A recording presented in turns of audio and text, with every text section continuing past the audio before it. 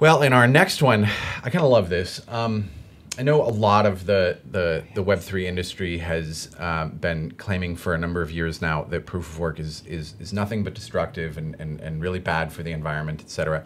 And it's a reasonable claim at its surface. But honestly, there's been a lot now written that just kind of demonstrates that this is a kind of a misunderstanding, that it's a lot more complex than that. Like I've always used the analogy of like Ubers and Lyfts, that because an Uber and a Lyft driver, they don't get to set their own market price for the ride itself. It is, in fact, a free-floating market price determined. Generally, it's a worldwide kind of a standard, but it's going to vary a bunch within kind of the local environment and how much pressure there is at that moment in time. The point is, they don't get to actually set that price themselves, but they do have an ongoing cost. Whenever they do, take an actual ride, they're going to earn income at a given rate, but they're going to spend cost at a rate that they could take some control over. If they're just driving a normal gas vehicle and the cost of gas is very high, then that's their ongoing cost. If the cost of electricity would be lower and they want to get a hybrid so that it's going to actually be sustainably long, like they can do a whole day's worth of driving and stuff like that, but not depend entirely on gas. That's one way that they can actually lower their ongoing cost, and we've actually seen that play out in the market. That we indeed the have. Vast majority of Uber and Lyft drivers and even taxi drivers at this point are all driving at least hybrids, if not full-on electric vehicles. So it's kind of proof of the concept that if you give every individual worker involved, if their only cost is the energy that's going into the system, they are individually incentivized to optimize for their energy use. Most drivers don't necessarily, if you're just using it for, going to work, going back, stuff like that, they don't have enough of a direct incentive to optimize, to spend the big capital outlay to buy the more expensive vehicle to lower your ongoing cost, whereas the workers who are working on a unit-by-unit basis do. And that's basically what proof of work is. It's a relationship between how many hashes I can produce compared to the rest of the network, and thus how much cryptocurrency I can earn. And my only cost, the only thing I can have control over, is how much I'm paying for the electricity. And one of the things that I can do to reduce that is by buying a more and more and more efficient miner as they come out. Other things that you can actually do, which is really cool, and so that's kind of the surface level argument, that it actually positively impacts the energy use kind of mechanism.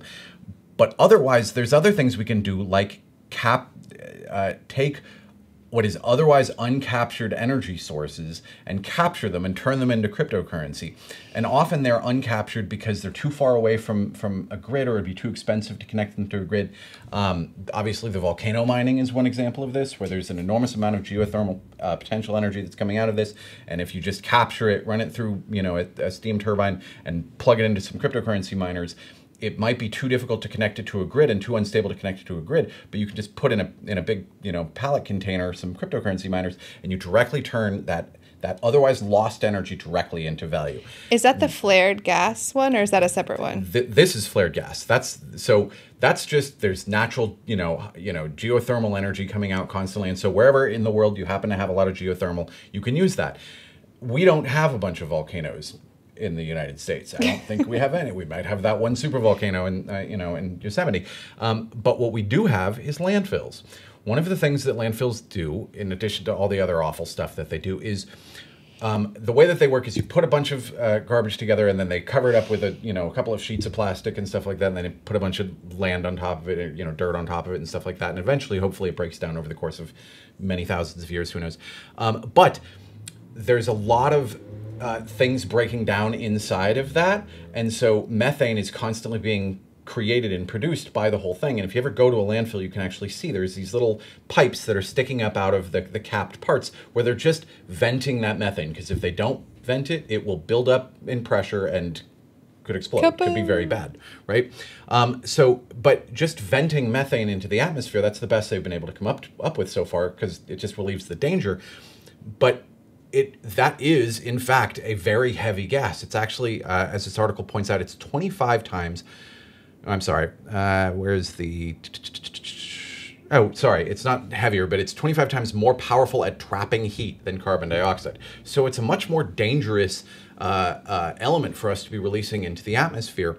And so there's a lot of different things that vent methane, including, you know, I think what you're referring to is there's in fracking environments and stuff like that. That's one of the side effects is that there's this methane venting, and often they'll just burn it, right? So that it's not, the methane isn't going into the atmosphere. It's flared, is what they call it.